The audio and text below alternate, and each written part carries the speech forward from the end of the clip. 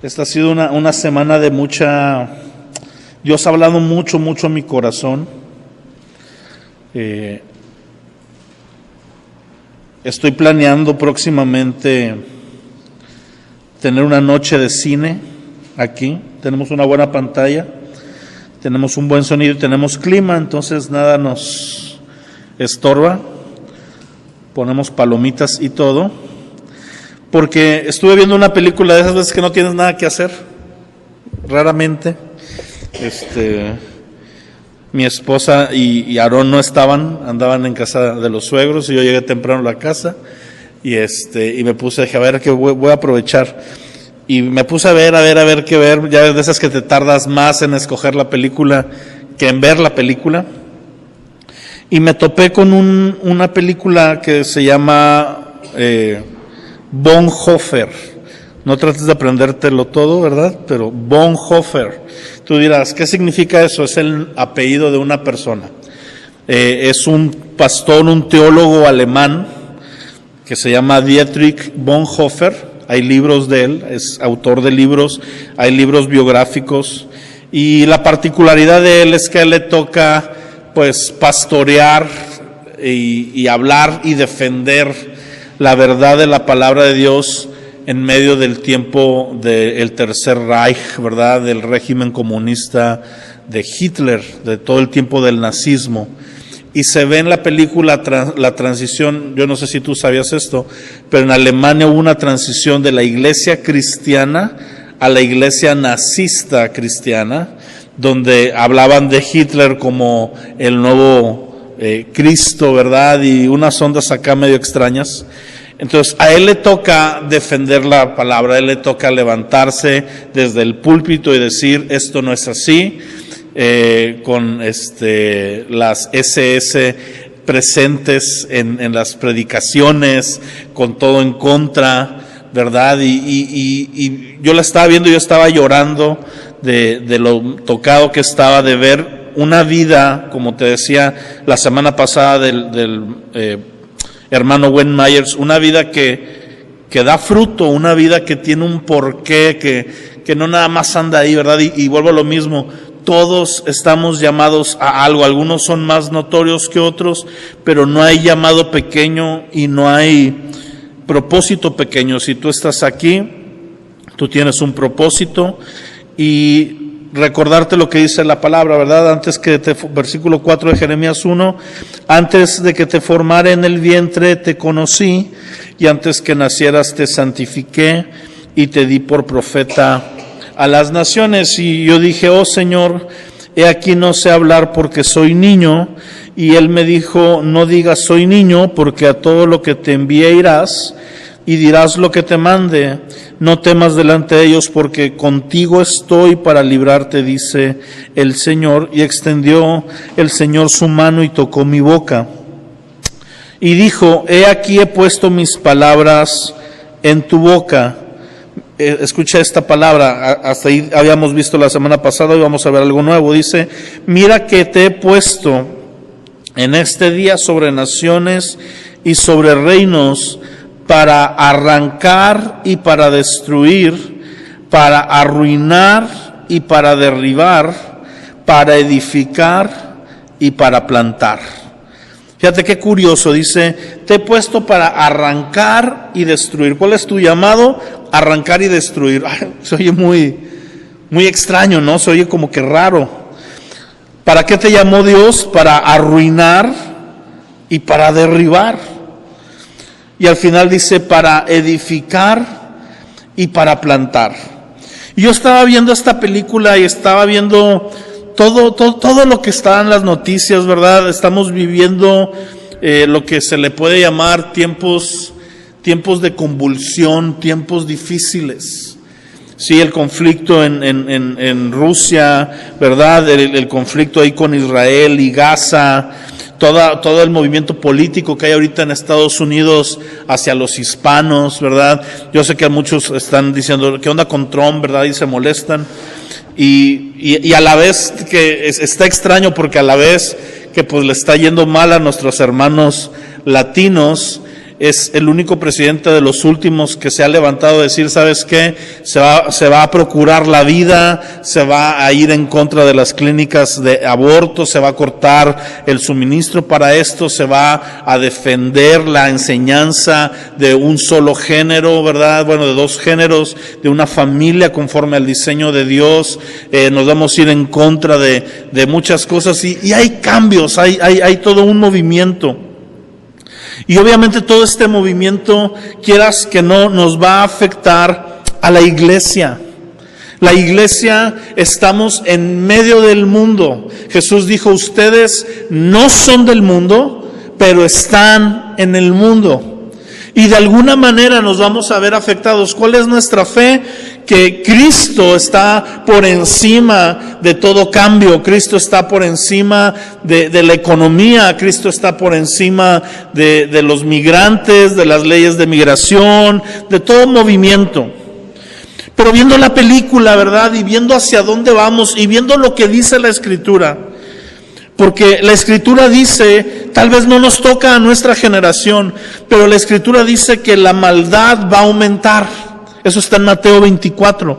Dice, la maldad aumentará y por haber aumentado la maldad, el amor de muchos se enfriará.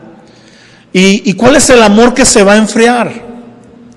¿Quiénes son los muchos que se van a enfriar? ¿A quién crees que se refiere la iglesia? Que diga la palabra, ya di el spoiler. Se refiere a la iglesia. Porque la iglesia es la que está puesta en medio de las naciones para mostrar el amor de Dios. Y va a ser un tiempo tan difícil y tan duro, mi amado, que si tú y yo no estamos preparados y nos tocara esa época, la palabra dice, el día del Señor, día terrible. Fíjate cómo dice la Escritura, día terrible. La Escritura no dice las cosas por decirlas, usa los adjetivos que quiere cuando quiere y para enfatizar algo, y luego dice, ¿quién podrá ponerse en pie? ¿Quién podrá sostenerse de pie ante el Señor y su juicio? Porque dice la palabra que llegará un momento donde la maldad aumentará.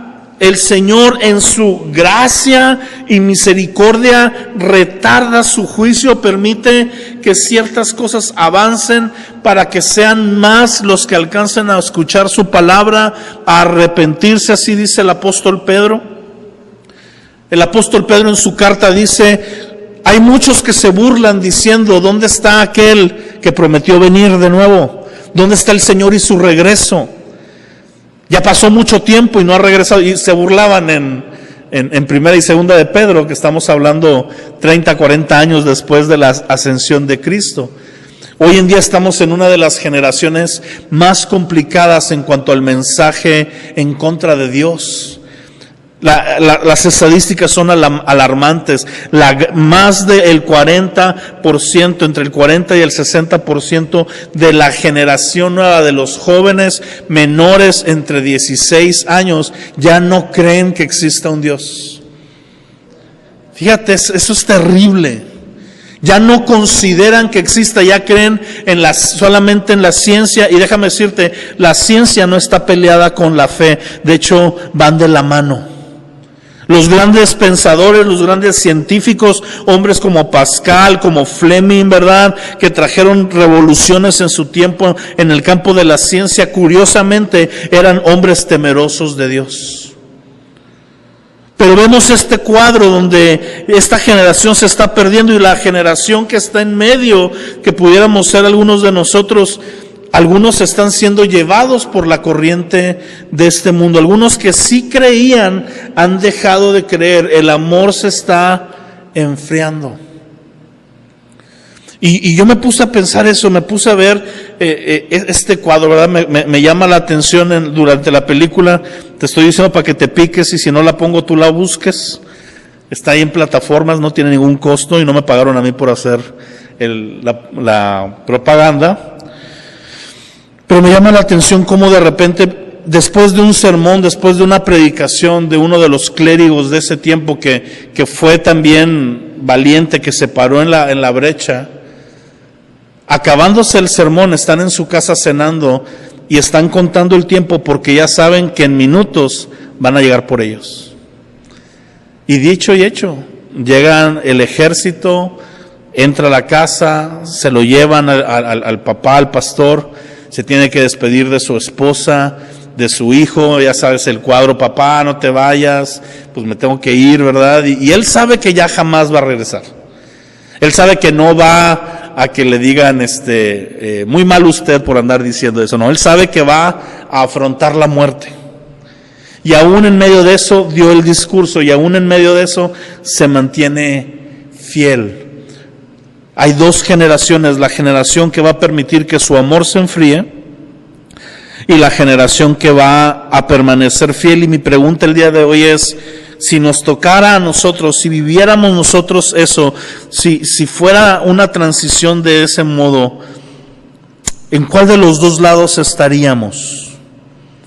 Mi corazón quisiera decir que todos los que estamos aquí permaneceríamos para el Señor y para su palabra, y por eso es importante este versículo. Jeremías estaba en una generación muy parecida, otro tiempo, otro enemigo, ¿verdad? Otros reinos, pero era lo mismo. Israel, el pueblo sobre el cual Dios estaba gobernando, se había alejado, se había apartado de Dios y estaba adorando otros dioses. Las naciones querían venir sobre Israel, y entonces a Jeremías le toca predicar en medio de esa generación, y Dios le dice: te he puesto para arrancar y destruir, arruinar y derribar, edificar y plantar. ¿Por qué? Porque Jeremías entra en un tiempo de la historia donde lo malo, lo incorrecto, lo depravado, el pecado, lo ajeno a Dios, ya ha echado raíces. No es que el pecado está entrando apenas a Israel, es que ya está metido hasta el fondo en Israel. Cuando tú ves lo que le tocó ver a Jeremías, Dios le muestra cómo están los sacerdotes del templo de Dios a escondidas en la misma noche donde durante la mañana adoraron a Dios en el tabernáculo. Están de noche en el mismo templo, en cuartos ocultos, dándole gloria a otros ídolos, y tienen metidos a los falsos dioses dentro del templo del Dios Altísimo. Eso le permite ver el Señor al profeta. Ya está metida la maldad. Y déjame decirte una cosa, mi amado, yo no soy alarmista y no se trata de asustarte, pero he sentido esta responsabilidad de decirte: tenemos que cuidar nuestro corazón, no sea que la maldad ya esté suficientemente dentro de nosotros y no nos estemos percatando. No sea que estemos normalizando actitudes de pecado, actitudes incorrectas, ajenas a la palabra, porque la corriente de este mundo nos ha mostrado que así va en esa dirección, ¿verdad? Y el creyente, lejos de pelear, lejos de defender, nos hemos vuelto una iglesia temerosa que se calla, que no quiere ofender y que permite que las cosas pasen. Una parte del discurso que movió mi corazón es cuando el hombre dice: ¿saben qué? Cuando fueron por los gitanos, yo no alcé mi voz, porque yo no era gitano. Cuando fueron por los judíos, yo no alcé mi voz, porque yo no era judío. Cuando fueron por los polacos, yo no alcé mi voz, porque yo no era polaco. Hoy estoy alzando mi voz porque hoy vienen en contra de la iglesia, pero la pregunta es: ¿quién alzará la voz por mí cuando yo no alcé la voz por otros?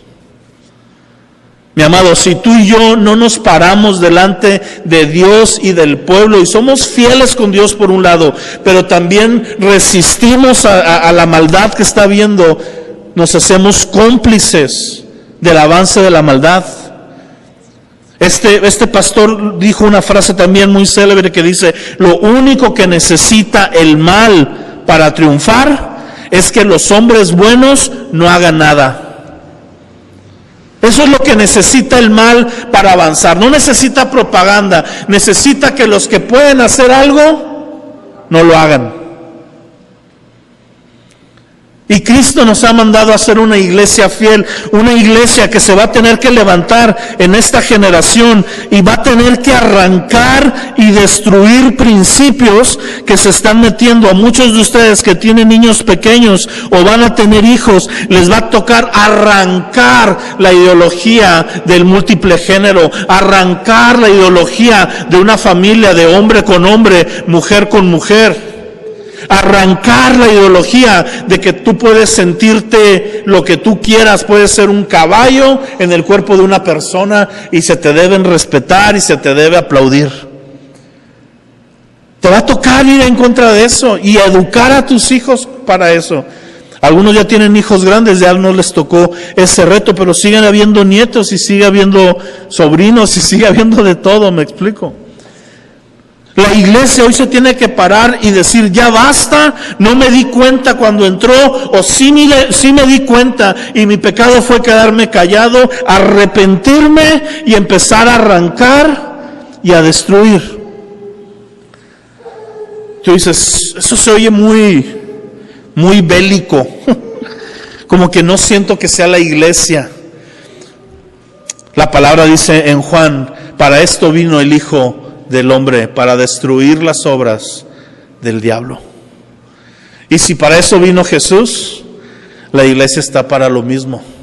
Estamos llamados a edificar el reino de Dios, pero mientras edificamos el reino, por eso son 4 adjetivos que tienen que ver con quitar, arrancar, destruir, arruinar y derribar. Arrancar me viene la imagen de una planta, ¿verdad? Que está ahí y muchas veces nosotros lo que hacemos es cortar las hojas, quitar lo que está por fuera, pero lo que tenemos que hacer es tener la determinación y arrancar. Y no hablo de que andes por la calle arrancando, ¿verdad? Panfletos y cosas, no. Pero ¿cómo está tu corazón? ¿Qué cosas tienes que arrancar de tu corazón y de mi corazón yo? ¿Será un corazón que está fértil, que está puro, o tendrá asuntos que hemos dejado que estén ahí porque parecieran insignificantes? Pero el Señor nos está llamando a un tiempo de purificación y a un tiempo donde tenemos que decir, voy a arrancar con esta actitud. Voy a arrancar con esto del chisme, voy a arrancar con esto de la desobediencia, voy a arrancar con esto de sembrar discordia entre los hermanos, voy a arrancar con esto de estar con odio en mi corazón hacia alguien que ni siquiera se ha dado cuenta que siento algo, ¿verdad? Voy a arrancarlo. Voy a destruir la ideología que está entrando a mi vida, voy a arruinar la obra del diablo en otros. Voy a ver cómo el diablo quiere alcanzar a esta generación y yo me voy a esforzar por arruinar esa obra para finalmente edificar y plantar. ¿Y por qué es este principio? ¿Por qué primero le manda el Señor a Jeremías a destruir y hasta después a edificar? Mi amado, porque muchas veces nuestro error es que queremos sobreedificar en algo que ya está por destruirse.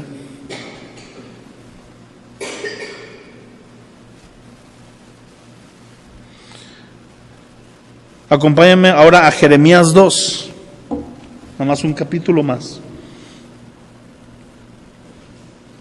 Muchas veces no somos efectivos porque estamos sobreedificando en algo que está incorrecto y que lo que tenemos que hacer es arrancar, derribar. Ahora sí, como dice el dicho, borrón y cuenta nueva. Pero para eso tenemos que quitar, que hacer un reset. Dice, vino mi palabra del Señor diciendo, esta fue de las primeras profecías que le dio Dios a Jeremías, ya en su tarea de arrancar. Anda y clama a los oídos de Jerusalén diciendo, así dice el Señor, me he acordado de ti, de la fidelidad de tu juventud.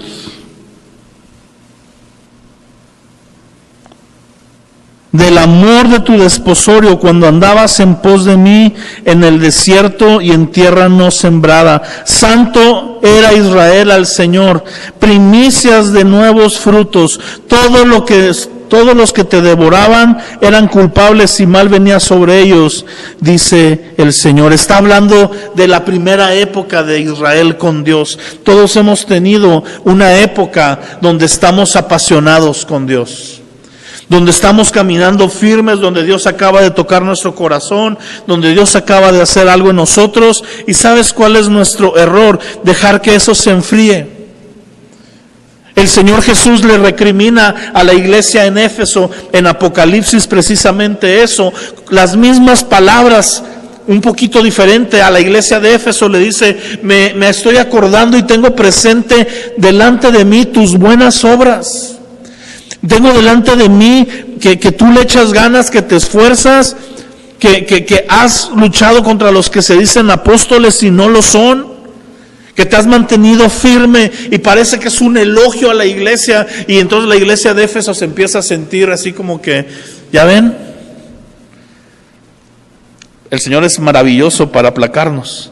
Aquí pareciera que le está diciendo a Israel: mira Israel, yo me acuerdo cuando tú me buscabas con amor en el desierto, cuando para ti yo era lo más preciado. Lo triste es que pasa el tiempo y eso se apaga. En Apocalipsis Dios le dice a Efesios: pero tengo contra ti que has abandonado tu primer amor. Tengo contra ti una sola cosa, que ya no me amas con la pasión que me amabas. Haces buenas obras, todo parece muy bien, todo parece en orden, pero la pasión y el hambre y el deseo que antes había en ti ya no está presente. Lo haces como ritualismo, lo haces por costumbre. Y le dice: arrepiéntete de esto. Mis amados, si tú nunca has tenido un tiempo de amor ferviente con Dios, no te preocupes, dile al Espíritu Santo que te traiga ese tiempo. Y si tú lo has tenido y lo has dejado, no sé si sea hace tiempo, meses, años, tal vez incluso, hoy yo estoy aquí para decirte: aún hay tiempo de que tú avives la pasión, el fuego y el hambre por el Espíritu Santo, porque ese es el plan de Dios para nuestra vida, que seamos carbones encendidos en su amor y en su pasión y en su palabra. Fíjate lo que dice ahora en el versículo 13. Bueno, desde el 12, siempre hago eso. Les digo un versículo, voy al de atrás. Jeremías 2:12.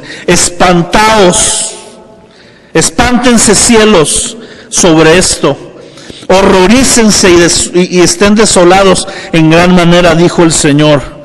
Y con esto voy a comenzar a concluir.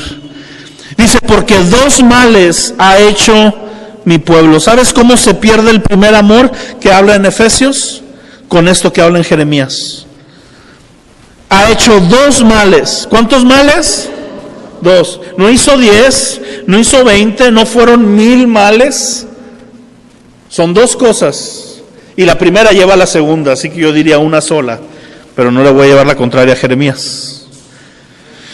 Me dejaron a mí fuente de agua viva y cavaron para sí cisternas rotas que no retienen agua. ¿Cuáles fueron los dos males que hizo? El primero, lo dejaron a él. Por eso te digo que todo recae en el primero. Mi amado, que nunca nos pase eso, que nunca en nuestra vida se nos ocurra ni por un momento considerar otra cosa fuera de Dios como lo correcto, como lo establecido, como lo que nos dará vida. Porque cuando Israel dijo: voy a dejarlo, fíjate cómo se describe él a sí mismo. Dice: me dejaron a mí, que soy fuente de agua viva. ¿Te acuerdas hace 3, 4 años? Bueno, creo que fue hace 3.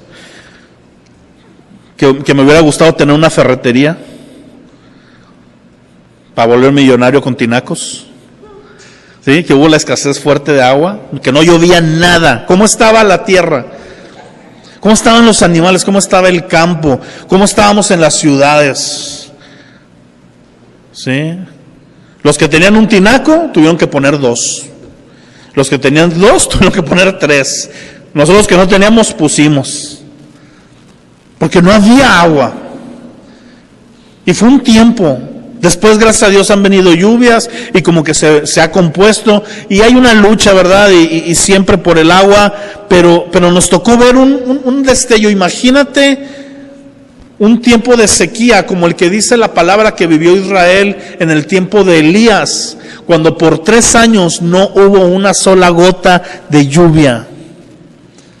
Dice que el hambre era tan dura que en las ciudades donde estaban en escasez se comían, fíjate nada más para leer lo que ahí viene, no creas que te estoy exagerando.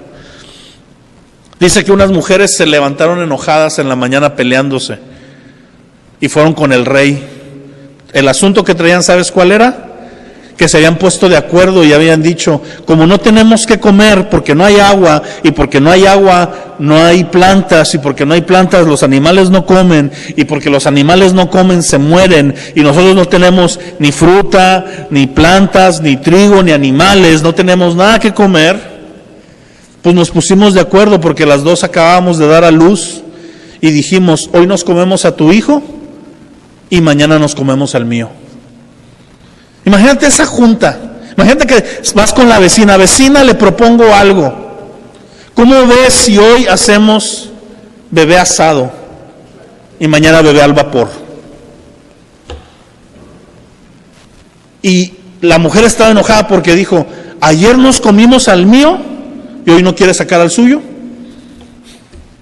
Esos eran los problemas que había ahí. Cuando tú y yo dejamos a Dios, fuente de agua viva, no nos queda más que una vida en escasez, una vida sin agua que nos va a llevar a cometer las tonterías más grandes que jamás pensaríamos que hubiéramos cometido.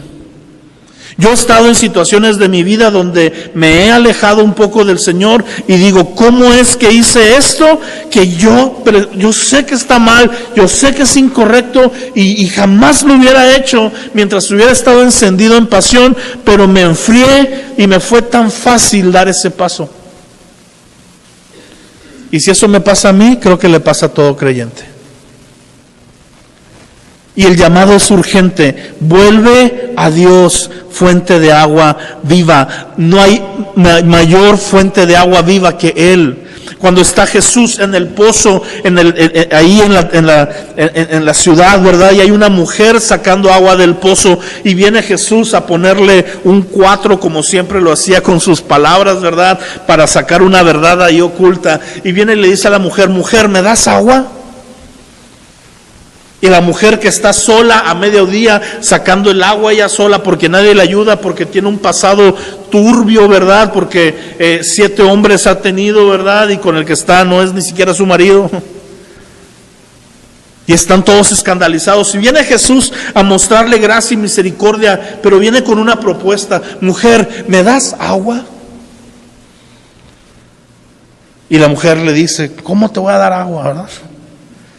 Y Jesús le dice, ay mujer, si supieras quién es el que te está pidiendo agua, tú me pedirías agua a mí y yo te daría agua viva.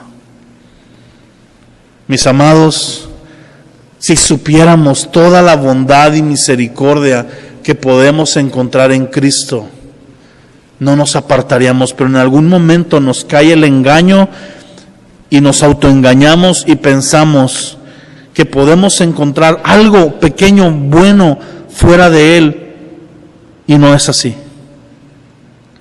Por eso escogimos la canción que estábamos cantando hace rato, sin ti no hay vida. Esa es la realidad. Juan 14 dice, separados de mí, nada puedes hacer.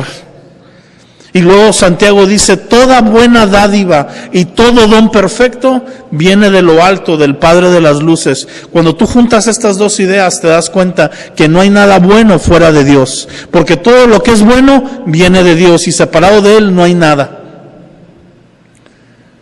Pero este pueblo no solo hizo el mal de alejarse de Dios, sino que en sus propias fuerzas intentaron construir aquello que habían dejado.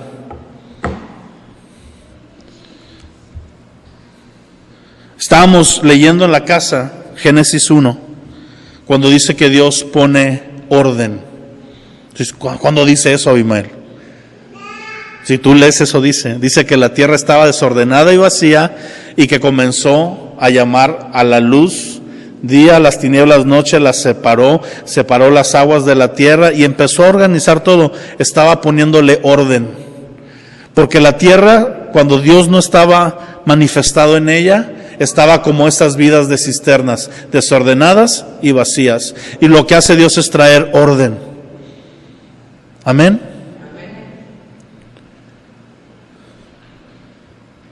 Abracemos el orden de Dios, iglesia. Abracemos el orden de Dios, renunciemos a nuestra soberbia de creer que encontraremos algo bueno fuera de Él.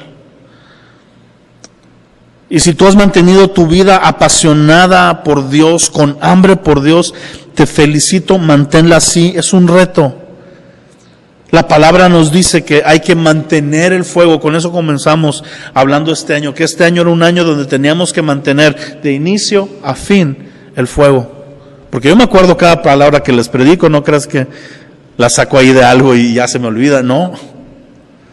A mí me puedes decir, ¿de qué predicación hablaste de tal? Y te la voy a buscar en YouTube, te la voy a mandar. Yo sé de qué les estoy hablando. Y no nos apartemos de la fuente de agua viva. Y si por alguna extraña razón ya te has apartado o andas ahí como que considerando, yo te digo, regresa. Porque cuando tú sigues leyendo, la invitación de Dios siempre es, regresen, vengan, vuelvan. En Isaías dice, vengan y pongámonos a cuentas. Y si tu pecado fuera rojo como la grana, yo te voy a tocar y lo voy a hacer blanco como la nieve. Es decir, en Él hay solución. Amén. Ahí en tu lugar, así con los ojos cerrados, solamente medita. No vamos a poner música, no vamos a poner nada, porque no quiero que esto se vuelva algo ahí emocional, sino simplemente medita. Y no te voy a llamar a hacer ninguna acción, no te apures. Pero yo quiero que te vayas con esto en la mente y que estés masticando durante el día de hoy y mañana y pasado. Y evalúa tu vida si en alguna manera, aunque sea diminuta, aunque sea pequeña, has permitido que la ideología que va en contra de la palabra entre en tu vida, entre en tu corazón, entre en tus pensamientos. A veces consideramos que la Biblia es muy dura en ciertos aspectos y quisiéramos que no dijera lo que dice, pero lo dice. Y no es la Biblia la que tiene que ser modificada, es nuestro corazón el que tenemos que acoplar a lo que ella dice y veremos el fruto de vida. Dice la palabra, bienaventurado el varón que no anduvo en consejos de malos, ni en silla de escarnecedores se ha sentado, sino que en la ley del Señor está su delicia. Es decir, esa persona que ve la palabra, le cuesta lo que la palabra dice, porque nos dice cosas a veces duras, pero acopla su corazón a ella. Dice, será como un árbol plantado junto a corrientes del agua, que da fruto a su tiempo y su hoja no cae. Eso es lo que yo quiero para ustedes y lo que el Espíritu Santo quiere para cada uno de nosotros. Que seamos árboles plantados junto a corrientes de aguas, frondosos, que demos fruto, que nuestra hoja no caiga. Y para eso tenemos que estar en la deleite de la ley del Señor. Padre, te doy gracias. Te doy gracias porque si esta palabra, Señor, ha venido a nosotros es porque nos estás llamando a que vengamos a la fuente de agua viva, a refrescarnos, a mojarnos, a beber de ti, a nadar de ti en medio del calor de una generación, Señor, que bombardea con mentiras y con mensajes ajenos a Cristo. Padre, queremos determinarnos, arrancar lo que tengamos que arrancar y de una vez por todas caminar de la manera que debemos de caminar, Señor. Si nos has dado este tiempo de oportunidad de enderezarnos, es para tomarlo y caminar en orden, Señor. Padre, no nos dejes ser pasivos ante la maldad, no nos dejes ser indiferentes. Déjanos ponernos de rodillas y clamar que venga un avivamiento, Señor. Cada vez que veamos la maldad avanzar, que clamemos que tú te manifiestes. Y cuando nos toque poner nuestro grano de arena en medio de amigos, aún de familiares, que seamos ese amigo incómodo que les decimos la verdad, aunque duela, pero la verdad que viene y sana. Y deja hacerlo desde un corazón de amor y no de una falsa superioridad, Señor, porque no somos superiores a nadie, al contrario, somos los más pequeños entre todos, de los cuales tú has tenido misericordia. Gracias porque tú eres un Dios que trae sanidad, que trae liberación, que trae libertad, Señor, que cambias como orábamos hace rato. Cuando entras tú a la habitación, las cosas son distintas. Y podemos ver el fruto de eso en medio de nosotros, testimonio tras testimonio de cómo tú has traído cambios. Aún nos faltan muchos, ayúdanos a seguir en ellos. En el nombre de Jesús, amén y amén.